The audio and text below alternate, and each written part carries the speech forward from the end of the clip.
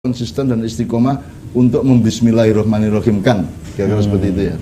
Dan itu tidak mudah, dan itu yang buat manusia kacau semua di dunia karena tidak mampu konsisten itu. Iya. Rumah samu gampang kok. Nek kue cerdas banget, jangan bismillah tok ya cukup.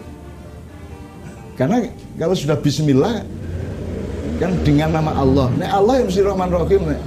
Piye? Ya mesti bae no.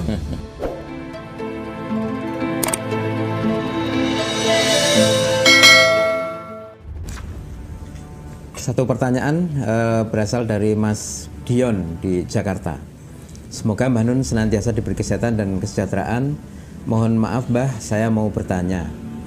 Apakah cukup dengan meyakini kalimat Bismillahirrahmanirrahim, kita boleh percaya diri bahwa tidak ada satupun makhluk hidup yang tersentuh siksa Allah, dan ayat-ayat penyiksaan di dalam Al-Quran itu hanya ketidakmampuan kita di dalam menafsirkan ayat tersebut? Mohon maaf Mbah Nun.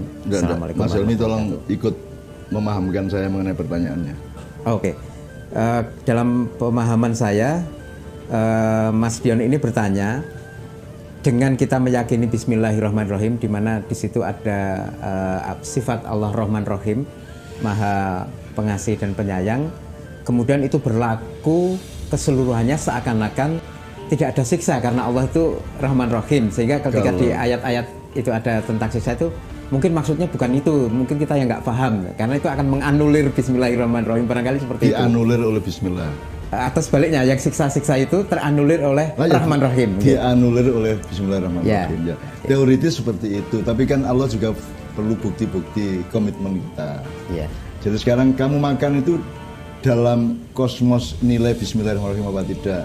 Kamu kerja di kantor dalam kosmos Bismillahirrahmanirrahim atau tidak? Kamu bergaul dengan tetangga, memperlakukan anak istrimu, dan semua yang kamu alami itu di dalam lingkup atmosfer Bismillahirrahmanirrahim apa tidak?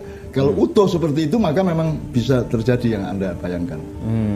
Tapi hari kita kan tidak mampu untuk utuh ya. Kita kan bocor-bocor, kadang-kadang lupa, gitu ya. Kadang-kadang lupa, kadang-kadang gidang itu tidak utuh, itu tidak lengkap. Kadang-kadang ada yang kurang, kadang-kadang kita lalai, kadang-kadang sembrono dan seterusnya. Jadi sekarang teoritis pemahaman ya seperti itu gitu ya. Tapi kan Bismillahirrahmanirrahim kalau anda manusia yang berproses, kemudian Anda akan ketemu. Ya enggak bisa Bismillah ya harus dengan kelengkapan Al-Fatihah seluruhnya.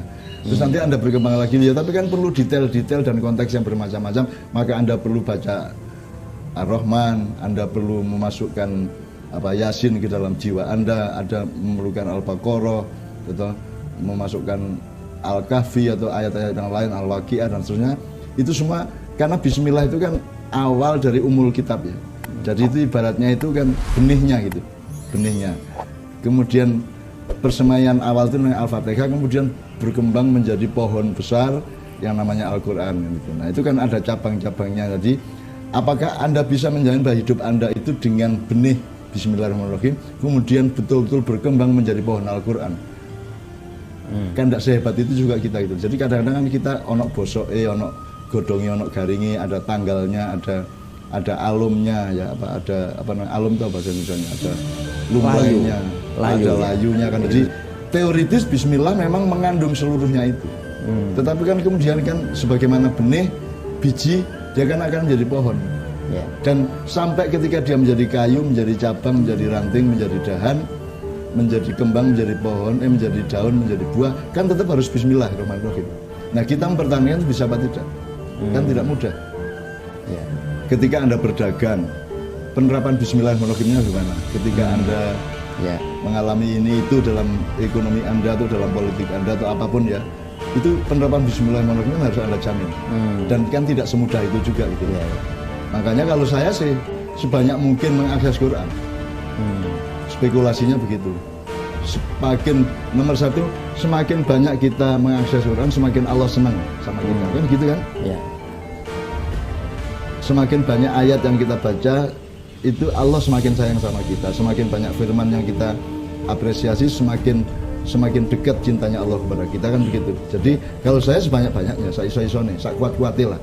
Pokoknya kita sebanyak mungkin mengakses Quran secara ruhiyah dan akliyah, secara rohani dan intelektual. Aplikasinya nanti secara budaya dan peradaban, perilaku sosial dan seterusnya. Artinya kalau kita menerima siksa atau manusia menerima siksa itu bisa dipahami karena kita kurang sungguh-sungguh di dalam berbismillah tadi itu, Mas. Ya bismillah kan cuman benihnya. Tapi kan kemudian dia bersemai. Nek kelopo kan gampang, kuwi lak isih winih kelopo tunas, nanti kan jadi beluluk. Nah ketika jadi beluluk Anda masih bismillahirrahmanirrahim apa tidak? Ketika jadi cengkir Anda masih enggak? Masih utuh enggak bismillah Anda? Gitu ya. Ketika jadi kelapa ini lebih ruwet lagi, sabutnya harus bismillah. Yes. Badoknya harus bismillah, air kelapanya harus bismillah. Apa jenenge? Kalau yang dikata Parut itu kerambile ya, kerambile itu bismillah. Jadi tidak semudah itu juga gitu loh. Ya, kita butuh membuktikan ruang dan waktu. Jadi ya gampangnya gini, mahasiswa bilang, kita anti diktatorisme, kita anti kolusi, kita anti nepotisme. Minggu 5 tahun meneh dia ternyata terlibat kolusi, terlibat nepotisme, kan dia juga belum tentu bisa menahan diri kan itu. Ketika dia terima uang dan seterusnya itu kan dia belum tentu bisa mempertahankan apa yang diucapkan ketika demo kan gitu. Demikian juga bismillah tadi. Nah kalau pengertian, kalau pemahaman tentang pengetahuan dan ilmu ya cukup. Tapi kan hidup itu tidak hanya pengetahuan dan ilmu kan. Orang itu naik dalam workshop di Jombang kan siji roh, dari tidak roh, dari tidak tahu menjadi tahu, dari tahu menjadi mengerti, dari mengerti menjadi bisa, dari bisa menjadi gelem atau mau. Untuk apa Anda bisa macamnya tapi tidak mau melakukan? Anda bisa sholat canggih baca Quran tapi tidak melakukannya. Jadi gelem kan nomor satu itu irodah namanya. Kalau tidak punya irodah untuk apa takwa? Untuk apa ilmu? Untuk apa semua yang lain? Kan tetap akhirnya kan ira aroda syai'an. Harus irodah, harus mau kita ikhlas. Mau itu pun dengan kualitas-kualitas sampai ke ikhlas kan itu. Ya. Jadi secara teoritis mudah memang. Bismillah itu merangkum segala sesuatu. Bahkan tidak usah bismillahirrahmanirrahim, bismillah tok cukup. Jadi kalau kita mau pamer tafsir ya, seluruh Quran itu kita tafsirkan mungkin 1000 tahun. Al-Fatihah tok mungkin 10 tahun. Ya. Tapi mungkin jangankan bismillahirrahmanirrahim tok aja butuh 10 tahun. Atau tidak usah bismillahirrahmanirrahim, bismillah tok, dah tidak pakai rahmanirrahim. Emang ada kalau ada bismillah kok tidak rahman rahim? Tidak ada. Kalau sudah bismillah berarti pasti rahman, pasti rahim. Jadi kalau kita mengukurnya seperti itu, kita bisa terjebak pada kesembronoan kita sendiri. Jadi yang penting kita istiqomah terus menerus di setiap tahap proses itu. Dari tahap benih menjadi tahap tunas, persemaian itu kemudian menjadi pohon, menjadi berdahan, beranting, berdaun, berbunga, berbuah, itu kita tetap konsisten dan istiqomah untuk membismillahirrahmanirrahimkan, kira-kira seperti itu ya. Dan itu tidak mudah, dan itu yang membuat manusia kacau semua di dunia karena tidak mampu konsisten itu. Iya. Rumangsamu gampang kok. Betul. Iya. Nek kue cerdas banget, jangan bismillah tok ya cukup. Karena kalau sudah bismillah kan dengan nama Allah. Nek Allah yang mesti Rahman Rahim nek. Piye? Ya mesti bae no. Nek Allah yang mesti yang terkandung dalam Al-Fatihah. Allah mesti kira semua yang terkandung dalam pemahaman Al-Qur'an semuanya gitu. Jadi tinggal Anda mau gimana, mau detail apa mau setia pada waktu atau membuktikan kepada Allah kapan saja Anda tetap mempertahankan bismillahirrahmanirrahim di setiap langkah Anda, di setiap tahap proses hidup Anda kan itu. Ya, terima kasih Pak Nur.